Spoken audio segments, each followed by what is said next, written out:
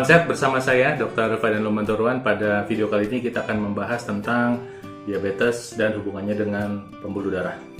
Ya, jadi diabetes sering disebut sebagai the mother of all disease.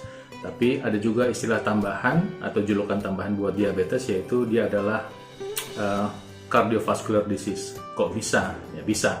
Karena ternyata diam-diam diabetes punya hubungan dengan penyumbatan pembuluh darah dari ujung jidat sampai ujung kaki. Gimana ceritanya? Yuk kita bahas, tapi sebelumnya izinkan saya menyapa Anda dengan ucapan Assalamualaikum. Namo Buddhaya, Om Swastiastu, Shalom Haleluya, Besya Yeshua Masya, salam kebajikan rahayu. Oke, mungkin sudah banyak yang familiar dengan istilah diabetes. Diabetes adalah suatu kondisi di dalam darah Anda di mana ditandai adanya peningkatan kadar gula darah. Nah, harusnya normalnya gula darah puasa Anda di bawah 100 sampai 125 itu prediabetes, kemudian 125 ke atas itu diabetes. Nah, untuk lebih akurat, orang lebih banyak menggunakan HbA1c, sebaiknya di bawah 5,5 ya miligram per desiliter. Nah, ketika orang terdiagnosa diabetes, biasanya diabetes ini adalah tipe 2. Diabetes bisa 2 tipe, 3 deh. Satu tipe 1 di mana hormon insulinnya tidak bisa diproduksi, ini karena ada kerusakan pada pankreas.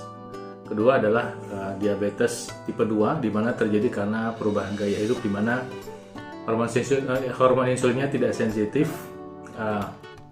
artinya insulin diproduksi oleh pankreas tapi dia tidak bisa bekerja dengan optimal. Dan ketiga adalah diabetes gestasional atau diabetes yang muncul pada kehamilan. Yang paling lazim sih adalah diabetes tipe 2 yang muncul karena gaya hidup. Jadi artinya waktu masih muda orang tidak punya diabetes, umur 30 plus orang sudah mulai kena diabetes. Pas diperiksa gula darahnya sudah tinggi. Dan makin kesini ternyata makin muda orang yang kena diabetes. Sekarang ini usia 20-an udah bisa kena diabetes. Nah, saya mau langsung to the point saja.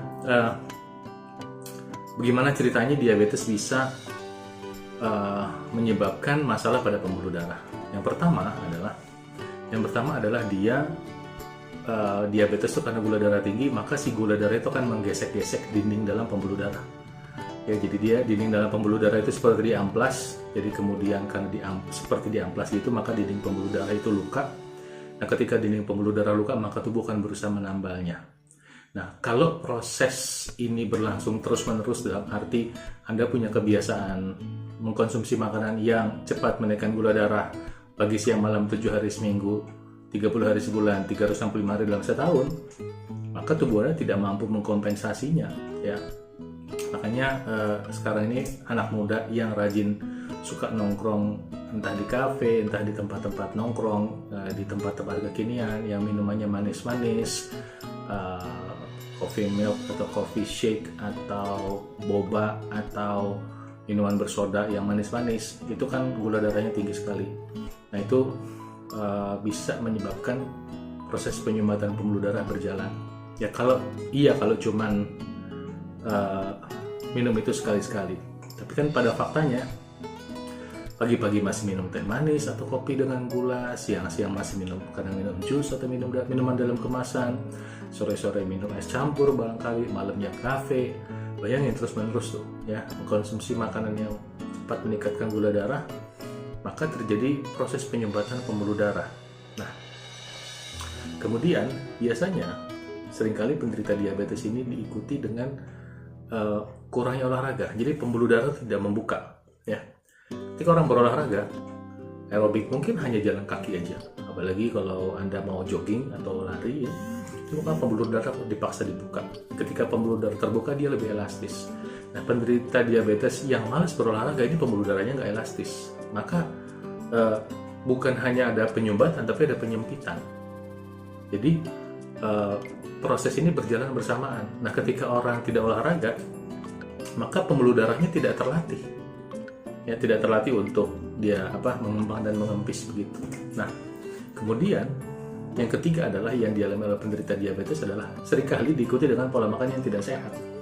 Tidak mengkonsumsi buah-buahan, apalagi mungkin rutin mengkonsumsi jamu atau herbal, apalagi suplementasi yang punya kemampuan antioksidan.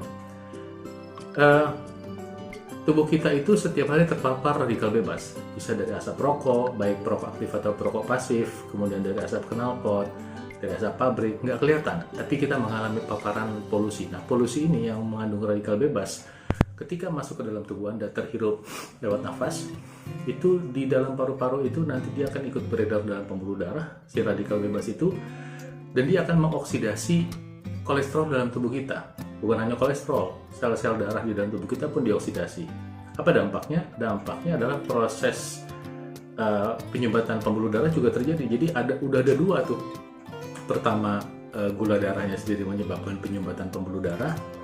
Kemudian gaya hidup yang dijalani oleh orang yang mengkonsumsi makanan, orang yang pola makannya seperti tidak sehat ya, orang yang mengkonsumsi makan cepat meningkatkan gula darah ini diikuti dengan pola makan tidak sehat, kurang makan buah-buahan, maka kebayang tuh minimal sudah dua proses terjadi.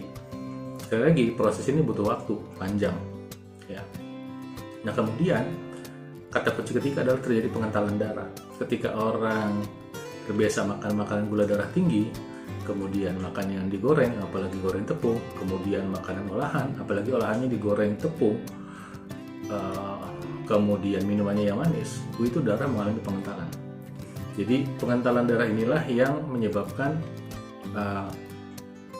terjadinya penggumpalan sel darah yang harusnya menghantar gula ke dalam organ target di seluruh tubuh kita, tidak bisa menghantarkan darahnya. Kenapa? Karena darahnya menggumpal pada cabang yang lebih kecil, dia tidak bisa masuk ke pembuluh darah yang lebih kecil. Akibatnya darah yang mengandung gula itu tidak bisa mendeliver gulanya, nggak bisa dipakai. Nah, ini menyebabkan terjadinya fenomena gula darah tinggi dan proses penyumbatan pembuluh darah terjadi. Jadi ada 3 tuh prosesnya. Nah, ketika Anda sudah melihat hal ini, maka coba tambahkan elemen waktu. Ketika elemen waktu ditambahkan,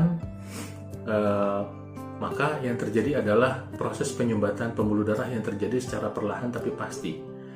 Nggak kelihatan karena tubuh Anda masih bisa mengkompensasinya. Mungkin pada usia yang masih muda tubuh Anda bisa mengkompensasinya. Tapi proses penyumbatan itu jalan terus.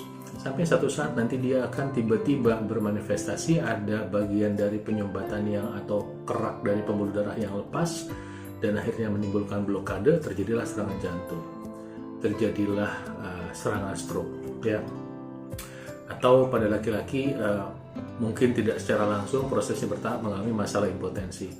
Nah, jadi dari situ saya menyampaikan sama Anda bahwa itu adalah mekanisme penyumbatan pembuluh darah yang dialami oleh penderita diabetes. Itu sebab mulai hari ini saya sarankan untuk Anda mulai mengubah pola hidup, memilih satu karbohidrat yang tidak meningkatkan gula darah terlalu tinggi, nasi merah, kacang hijau, ketan hitam, ubi, singkong, roti kalau mau roti gandum, dan nanti kemudian mengolahnya itu menghindari terlalu banyak gula. Kedua, untuk yang ingin mulutnya suka sama yang manis-manis, Anda bisa menggunakan gula aren atau madu. Nah, kemudian tambahkan makan buah 3 kali sehari rutin. Boleh buah potong, boleh buah dengan blender atau buah dengan bumbu, tapi ingat bumbunya hati-hati nggak pakai gula lagi ya. Itu udah penting. Nah, ketiga adalah mengkonsumsi makanan yang enak nggak digoreng. Nah, ini penting. Makanan enak tidak digoreng ini membuat cita rasa bisa tetap menggugah selera, tapi mengurangi potensi penggumpalan darah dalam tubuh kita. Yang keempat adalah konsumsi air putih secara cukup. Air adalah pengencer darah yang alami yang sangat dibutuhkan tubuh kita. Saya sarankan Anda pakai hitungan 30 cc per kilogram berat badan, tapi kalau Anda mau menggunakan 8 gelas air putih tiap hari, boleh saja. Dan terakhir, konsumsi lemak sehat rutin. Lemak sehat itu seperti minyak ikan, suplementasi minyak ikan, minyak zaitun atau VCO. Ya, paradoks ya. Di satu sisi kita ingin menghindari makanan yang digoreng, apalagi goreng tepung. Di sisi lain kita memang membutuhkan lemak dalam tubuh kita. Demikian informasi ini, mudah-mudahan bermanfaat, dan saya doa Tuhan Yang Maha Kuasa memberkati Anda selalu. Salam sehat dari saya, tolong dibagikan untuk teman-temannya, keluarganya yang menderita diabetes, kasih tahu bahwa ini ada hati-hati ya. Tolong di subscribe, like, dan di share. Salam sehat dari saya.